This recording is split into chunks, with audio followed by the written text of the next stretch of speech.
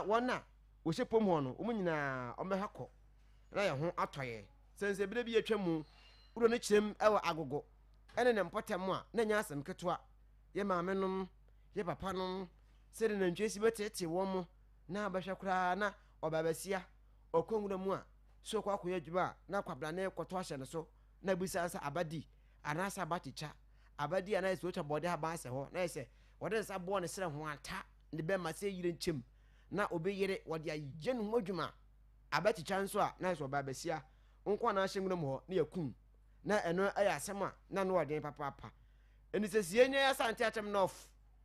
na ese ne eba sauto a na wose ehwe edi na ese fom ne pam wo mo no chena de to nofofo no ebi ama ameto south ye boso akwanim aja na no ada ne bo mamane se code board e cover ema sameja mfi kodnya simpi na paso e ka se kabia ni ho ana fanya market se kracho boa wote brofo chen na okra school akwa kama ko be kura chen timetro sampa oboka ema yewura afanya markets kotre chirim e ka mabo se be frem o bare se be fie ni ho ba be yi ano same ka se o frem kwa de be ba se agitum se ye moka nto frem kwa de be ba ema same ko ka kansem bia na ese wo kire kra se afenyo a agigigi nkrofo sika na ayeka kansem a ewom ane die anim ya okeka ne nsem na enum ana enei eku a ye front say Northern MPP Concern Youth Group enso HS say good born ho nsem a yewra fanya market e kan no omota na chi papa omo ni adwen na sameja mfi wonsiw no ensem o kan ye no ade fa no ho no enye sa na kwala kasa akwara ne pani kasa okasa hantan so na do mu ade kwenti se ne sa ne di pani kwenu fi ne yakwa amana so ne onmunya for Razak ya woye a secretary adma Northern MPP Concern Youth Group akodi nkomo nya bisa wo ombotaye pa ene se ya wo mo ede chai yewura afena markets achie owura wetime kan mo ha anawiye ya Ahwenepa FM suni. Hello. Hello. Mr. Razak.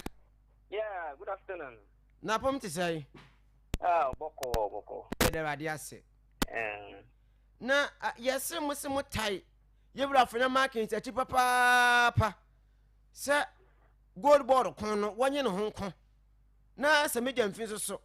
Ensem waka edagu ne ho fin no. Onsem mo no. Botai be pa na mumugina so a mo de tai yewura afena markets achie. Please, I want to pardon you and then speak English a bit. Okay. So I want to take my conversation to English language. Okay. It is okay. You okay? Na twini kakra ba na dia fam sense wa sentimental. Okay. So I just want to thank you so much for this opportunity. And I am Abdullah Abdurazak, Secretary for Northern MPP Concern Youth, the youth-based group in Northern region and across all 18 constituencies. And first of all, I just want to move straight into our release. And our release is just about we Concern Youth Group members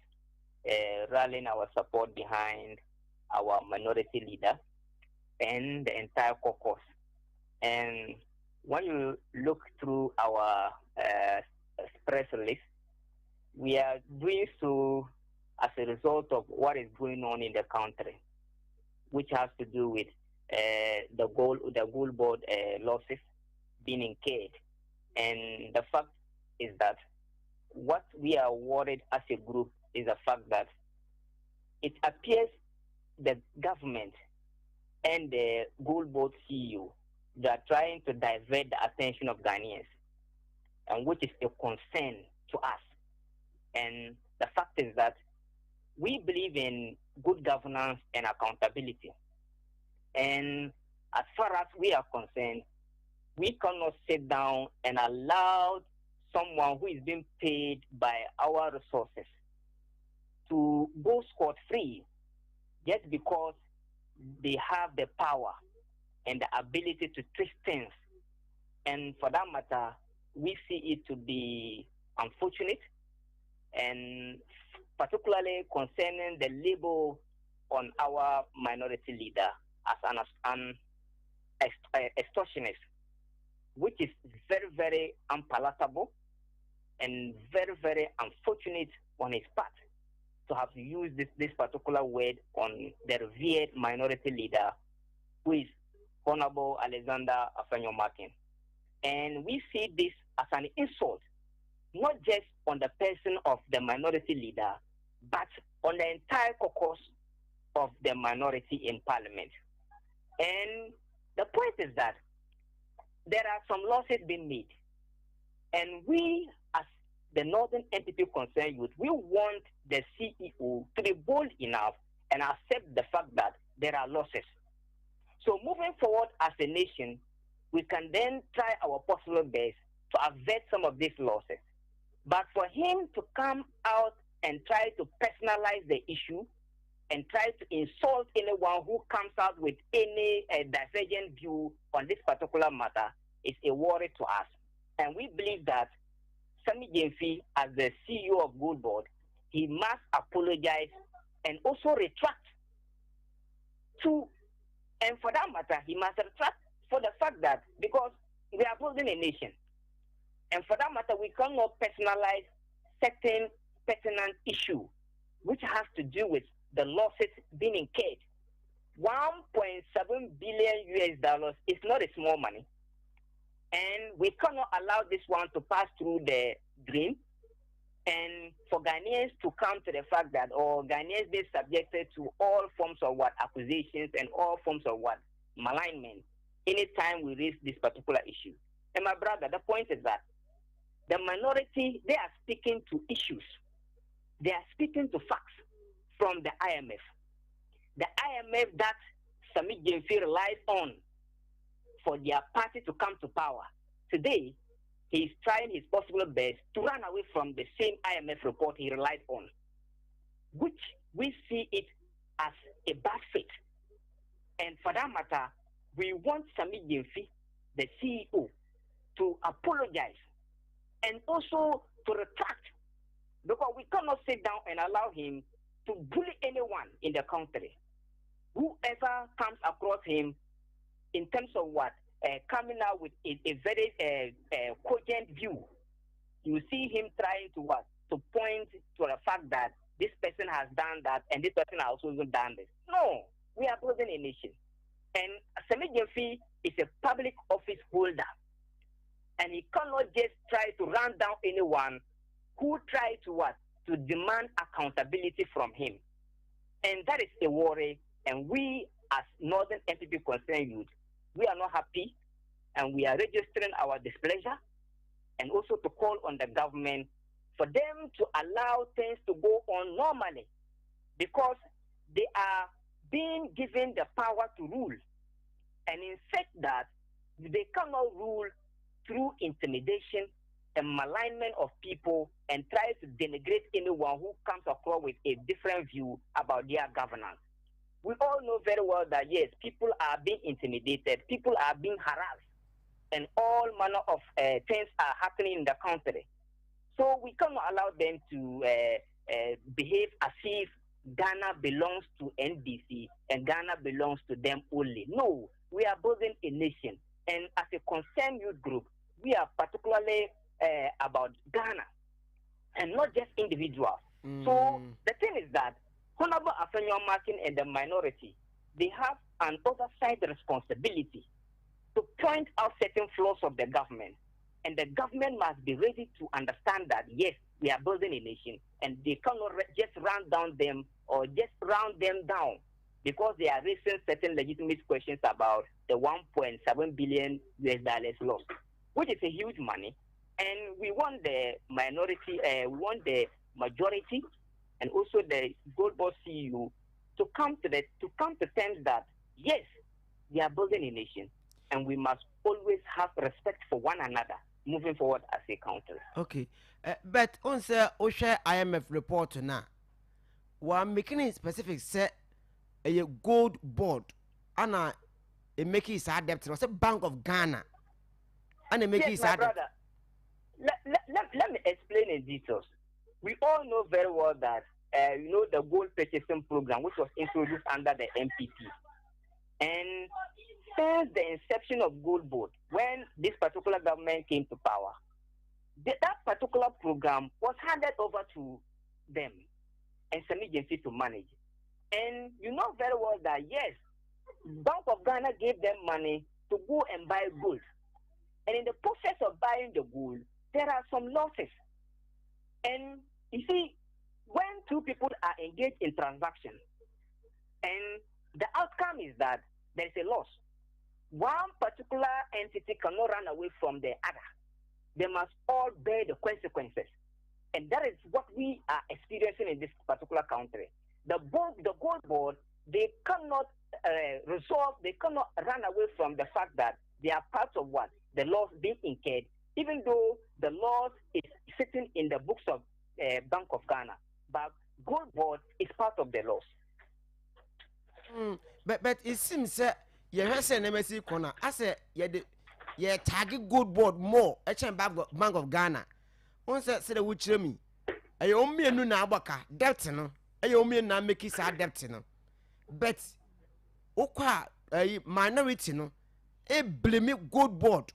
But ye Bank of Ghana is in chain. My brother, the minority, they are not just relying only on gold board. They are talking about the two entities, the BOG and then the gold board. But the point is that the Bank of Ghana, they've given a gold board money to go and buy gold. So in the process of the transaction, they incur some losses. So if they incur some losses, we cannot sit aloof and allow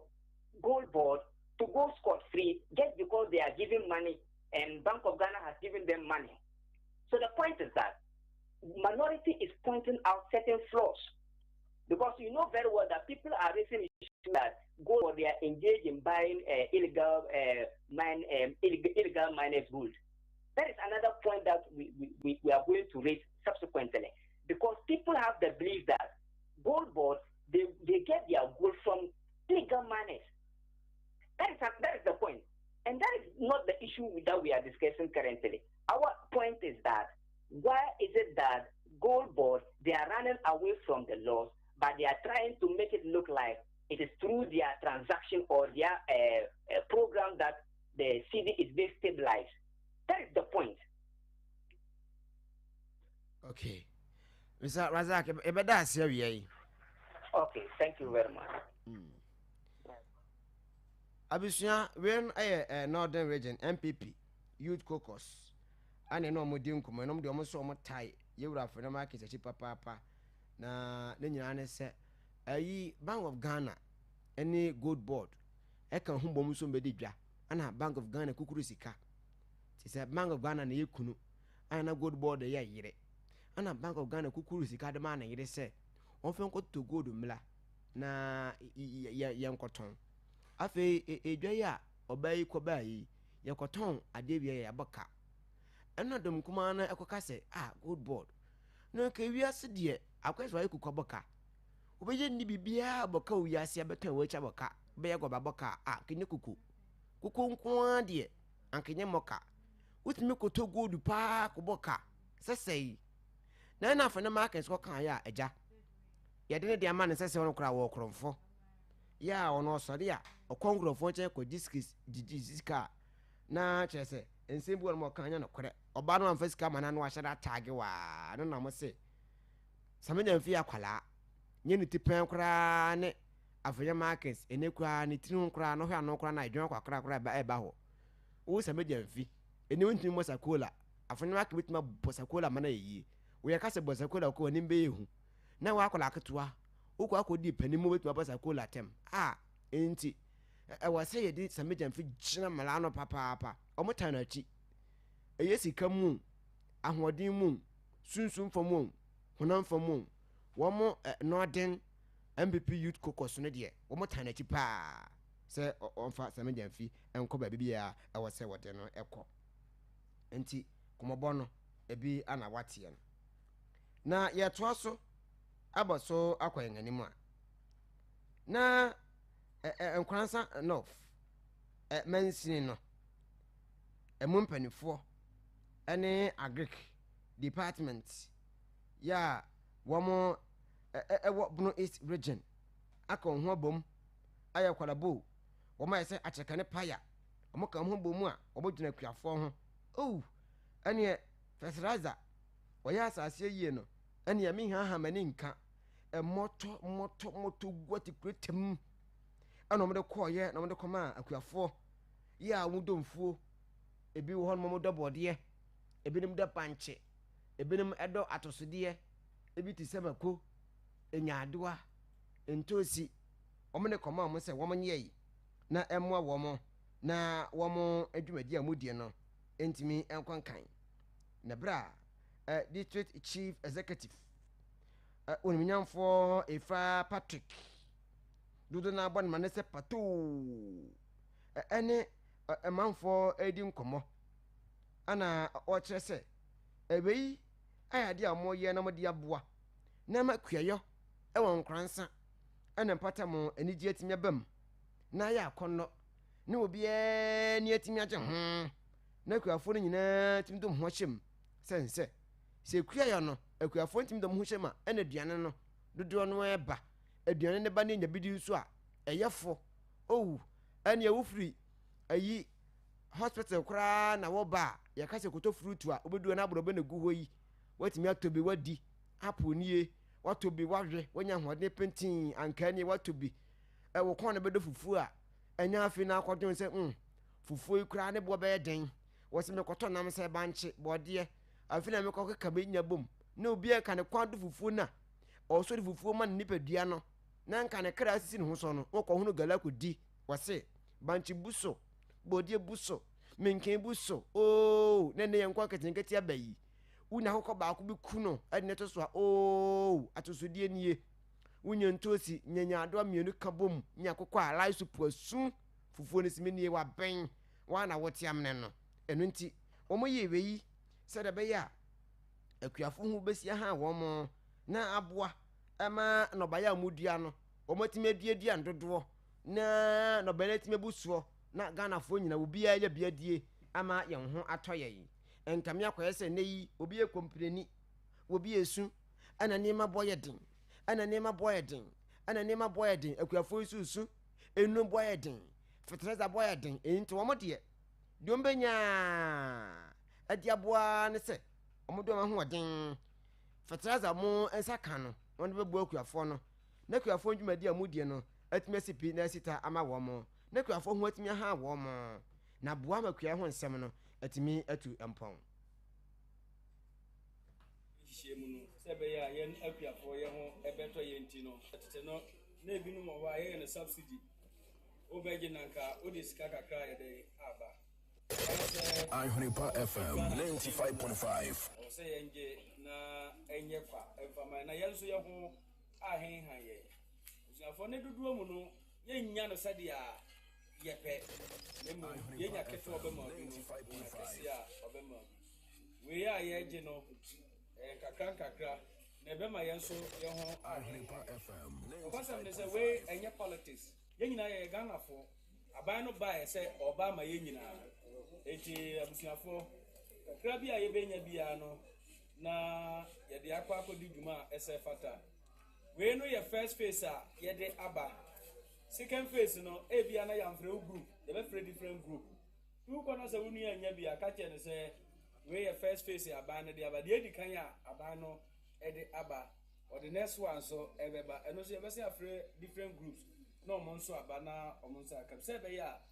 akuafoɔ a ɛwɔ nkransa no yɛn ho ɛbɛtɔ yɛn wɔn nhyehyɛ mu no aban de deɛ yɛfɛ no service center bɛba ɛnkyɛ ɛno no bɛboa yɛ ama tractor nom ne nneɛma a yɛpɛ a yɛbrɛ no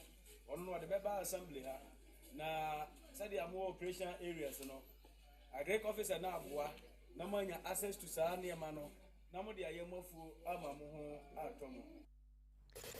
Ahwenepa FM 95.5 Honorable Pato ana abusua yɛte ne nka no ɛyɛ Nkransa North District Chief Executive ana onabo Efa Patrick dodo na fa ne pato ana yɛte de ne no yɛmfa asedamfama Yesu mo Herbal Center wɔn de kumi herbal tea de ba ye kumi herbal tea adwuma papa wodo ba fidie mu aso pade apɛna adina sɛ woyɛ motimpa na ntimi nya nan sɛ bi wodidi akafra me se obi ho no kogya ne na ba ko a motin na so on flashe ankure mu nsu ade ma obetwi ni nyina agu sinkenim nya sam ketoa na kumi herbal tea ba ye unum bia e ma yebutimi sane kama oh okoto so ase yo na ekro no enso nkura akuru ama odi gu mo ne nyina bɛkɔ na aboa wo tima sanka bi brafidie mu ba anse bɛka bi wo pressure wo Ahwenepa FM ni nyina wadurani wo na na ase tata ya wadurani wo no bɛboa papa ayo how dey free wo St. Gabriel's ye masika sem ye gina brane papa St. Gabriel's de isom ho a betwaja wadwo senso mo boye papa tie na St. Gabriel's fatu kese ye sika sem gina brane adama wo adama enunnie mo yade wu mo amanke wu na mama ke beyedai ena kuafo amodo kuku no mo to ena no kwam tese se adam du par nko mo ta de gunya adoa amako enkuruma ne ade so adam no pa de obo wu ayadwuma papa wo ye kuani do patara ma sanka bi adam no pa no eno a ana ne ye yisu na bona guro so de ande de siwura wo e kan so siwura obashinsi adwuro be e de ama ni nyina ye Born Agro Company Limited enupa eno no ma sanka bi KK ofo roofing ene promotion go so ekoso what you say to furniture mo KK ofo roofing kota dance ho ne ma ye promotion ya shas ye ginam bosome efisa bre ya kwa kosi e bobosome de to so dunum de ye ginam ye promotion fa ho hyem na beboa oba na asane ma no to a enkan de na ye ayi 22 no ene ya teso de aba 19 we umpe na afatwa de bo de na 33 no ene ateso de aba say 28 umpe we patwa de bo okoba be kura da de ton 23 no bi ton 25 ye asan tete so ye promotion bra na baje adansi ho ene ma nyina bi na be bo bombe fra no ntun so ni ma wate unso de bombe ene eturi kama e de ama wo otas no onu kro ya ana esa to ne kama ya ewo idwaso hayi na ya ba ya kwei ni ya ba abaye o moaye enu achi akwada twedi ampo na kopon ase na 27 for na die obiri ebo lunch ampaye bedwa ibesia wodo ne bedidi sam yefu ahye ti daddo na do ho ahye bi na apia nsu pa ne bia no mo a na wa frɛ 0542